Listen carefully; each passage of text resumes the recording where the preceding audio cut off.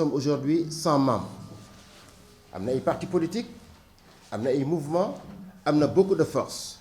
Et nous avons décidé, au niveau de la coalition, de dire que la politique, depuis les indépendances jusqu'à aujourd'hui, la politique qui met en avant toujours une personnalité, une individualité,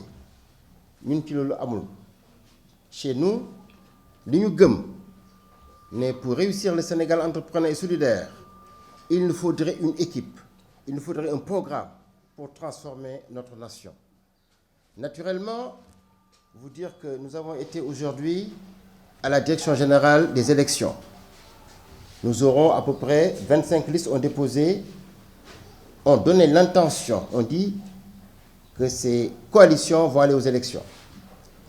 Nous allons vous parler aujourd'hui de notre programme, que la politique, c'est de la réflexion, c'est un partage d'idées, un partage de savoir, un partage d'expérience. Et voilà pourquoi on parle des 5 piliers du Sénégal entrepreneur et solidaire.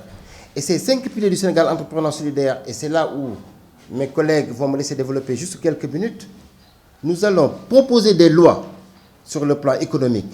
Parce que nous pensons que le Sénégal industriel n'existe pas encore. Voilà pourquoi le premier pilier de notre programme, c'est l'industrialisation de notre pays, de notre économie. Mais cette industrialisation-là, naturellement, c'est renforcer le portefeuille de l'État. Il faut des lois économiques pour booster l'entrepreneuriat, former les jeunes, les qualifier. Nous avons besoin aujourd'hui d'être un peu plus autonomes dans l'agroalimentaire, dans les médicaments, dans le textile.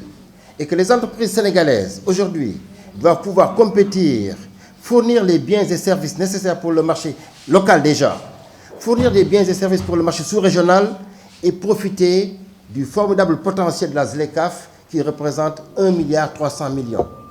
Notre État doit être un État industriel, un État prospère, mais avec une gestion plus que transparente, une gestion au quotidien pour que les uns et les autres puissent retrouver un tout petit peu les profits de l'économie et du développement durable. Je vais venir un peu sur l'industrialisation.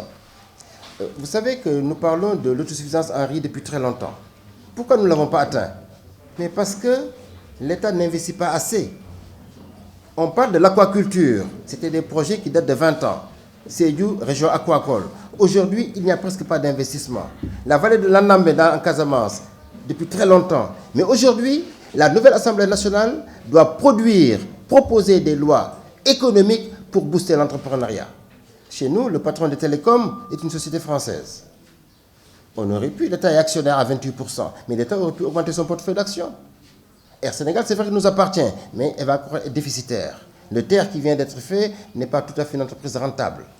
Aujourd'hui, proposer des lois qui sont entrées en chantier, bien entendu, et les proposer à l'Assemblée nationale, ça va faciliter la transition pour une économie industrielle. Mais le deuxième pilier, c'est la refondation de l'administration. Regardez, 7000 pages de papier pour le parrainage. C'est démodé.